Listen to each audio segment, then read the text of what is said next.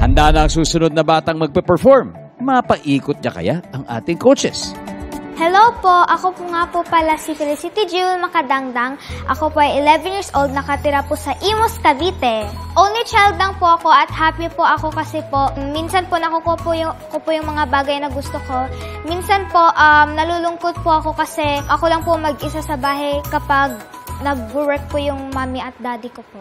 Kapag mag-isa lang po ako, nagpa-practice po akong kumanta at mag-play ng instruments. Tumutugtog po ako ng piano, ukulele, guitar, electric guitar po. Pina-voice lesson po ako ni Mami nung 3 years old po ako. Tapos, nung gumaling na po yung boses ko po, sinart na po ako ni Mami ipasali sa mga competitions po.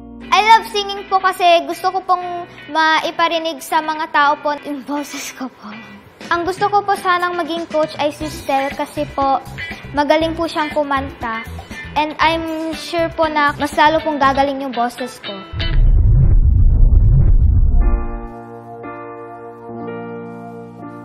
Listen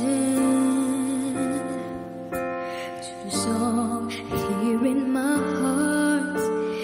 Melody I start, but can't complete. Oh, the time has come for my dreams to be heard. They will not be pushed aside and turned into your own. Oh, 'cause you won't listen.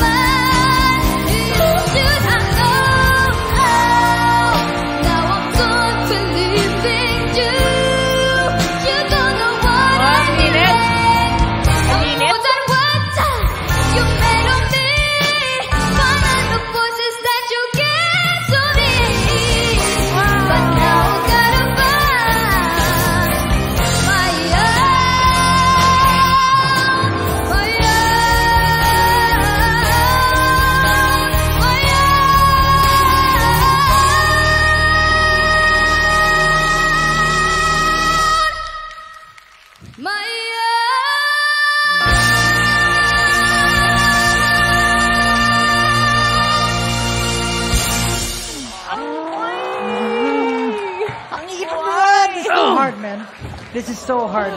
Oh my God. Hi. Hello. Hello po. Hello. Anong name mo? Felicity po. Felicity. Ilang taon ka na, Felicity? 11 po. 11. Grabe, ang bata-bata mo pa. Pero alam mo yung listen, isa siguro sa mga bagay na dapat hindi nakakalimutan is yung contrast pagdating sa mga ginagawa. Yung dynamics ba, nag-start ka ng low, very soft, tapos biglang aangat ka ng onte. Tapos biglang sa dulo, puputok ka. Doon, mas magiging extra special yung biret or kung ano mang gagawin mo.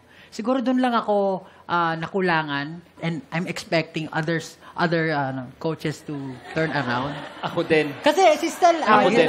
iniisip ko si Stel kasi lagi ko Ako na rin kinakanta niya. Ako din eh. Actually, si Stel talaga yung kanila ko pa narinig na umikot. So, actually kaming tatlong coaches dito, inaantay lang namin talaga si Stel umikot eh. Eh di sana ako na lang nag-coach. Alam mo, by years go by, hindi natin namamalayan. Pero if we don't stop practicing, pagaling tayo ng pagaling. That's right. At till one day, nakatungtong ka pala dyan sa stage, yung pala yung stage, the stage is for you. Hindi siya The Voice, hindi siya ibang kompetisyon. The stage is just for you. Because deserve na marinig ng marami ang boses mo. Because you still did a great job. Okay? Congratulations.